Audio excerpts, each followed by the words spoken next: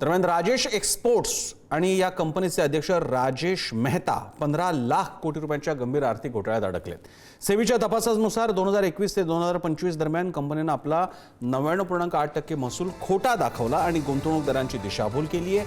सेबीने मेहता यांच्यावर ट्रेडिंग बंदी घातली असून फॉरेन्सिक ऑडिटचे आदेश दिले। या कारवाईमुळे कंपनीच्या शेअर्समध्ये मोठी घसरण झाली असून 10.8% हिस्सा असलेल्या LICलाही मोठा आर्थिक फटका बसलाय।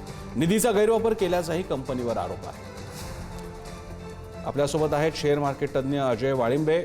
अजयजी, आज एका वृत्तपत्रात LICची ॲड आलेली आहे, त्याच्यात एक कुटुंब दाखवलंय आणि म्हटलंय की याच्यातला LIC एजंट शोधा आणि त्याच्यात मग लिहिलेलं आहे की तुम्हाला शोधता येणार नाही कारण तो कुटुंबातलाच आहे। माझा तुम्हाला प्रश्न आहे, LIC कुटुंबातला हा कोण एजंट होता ज्याने मेहताच्या कंपनीमध्ये इन्व्हेस्टमेंटचा विचार केला? प्रसन्न, मला तुझा प्रश्न खूपच छान प्रश्न आहे, पण मला खरंच नाही माहिती कोण होता एजंट। पण सर्वात महत्वाची आणि गंभीर बाब म्हणजे या ज्या टोटल इन्व्हेस्टमेंट कुठल्याही कंपन्यांमध्ये करतात, म्युच्युअल फंड्स असतील किंवा इतर डोमेस्टिक इन्स्टिट्यूशनल इन्व्हेस्टर्स असतील, त्याच्यामध्ये राजेश एक्सपोर्टचा जर आपण शेअर होल्डिंग पॅटर्न पाहिला तर प्रमोटर्स FII आणि डोमेस्टिक इन्स्टिट्यूशनमध्ये डोमेस्टिक इन्स्टिट्यूशन फक्त LIC आहे, ज्याचं होल्डिंग 10.8% आणि आता रिड्यूस बाय 10.46%। आणि बाकी 2 FIIच्या इन्व्हेस्टमेंट आहेत आणि त्यातली ती काही कोणतरी इंडियन ब्रिज वगैरे अशी काहीतरी एक कंपनी आहे जी FII आहे।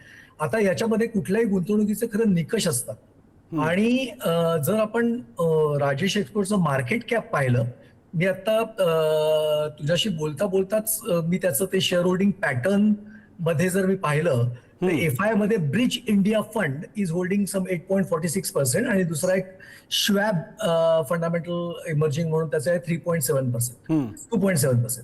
आता LICने जी गुंतवणूक केली असेल, LICने गुंतवणूक कुठल्या बेसिसवर केली, खरं म्हणजे कुठली institution is answerable to is investors, तर त्यांनी खरं सांगायला पाहिजे की कुठल्या बेसिसवर यांनी इन्व्हेस्टमेंट केलेली आहे। कारण 2019 नंतर ह्या कंपनीने कुठलंही, आता कसं आहे, कुठली लिस्टेड कंपनी इन्व्हेस्टर प्रेझेंटेशन देते, त्याचं फ्युचर आउटलुक देते, त्या कंपनीचा डिव्हिडंड असतो। राजेश एक्सपोर्टच्या बाबतीत ही सगळंच गौडबंगाल आहे आणि मी मुद्दामून मी गेले काही वर्ष या कंपनीचा अभ्यास करत होतो, बघतच होतो, पण एवढा टर्नओव्हर 7,71,000 कोटी, इमॅजिन 7,71,000 करोड्स, आणि एवढं करून त्याचं ऑपरेटिंग प्रॉफिट मार्जिन 0। म्हणजे जेव्हा कुठली इन्स्टिट्यूशन इन्व्हेस्टमेंट करते तेव्हा त्यांची रिसर्च टीम असते, ते काहीतरी गणित मांडत असतील ना, याचं मार्केट कॅप आहे, या कंपनीचं मार्केट कॅप इव्हन 3,000 कोटीच्या खाली आहे, आज 2,900 कोटीचं मार्केट कॅप आहे।